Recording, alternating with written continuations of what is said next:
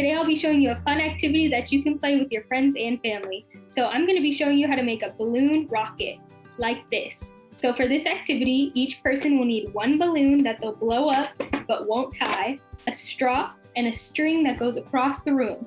So we're going to see which balloon will go across fastest and how they'll get across. Do you think they'll spin around or just go straight across?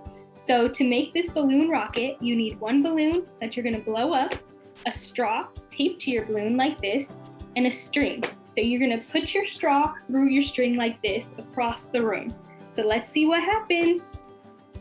I have my balloon set and I'm ready to race. Do you think the blue or the green will win? Let's see.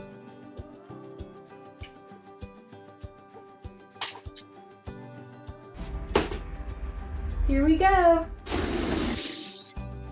Looks like the blue won. Thanks for watching. I hope you enjoyed.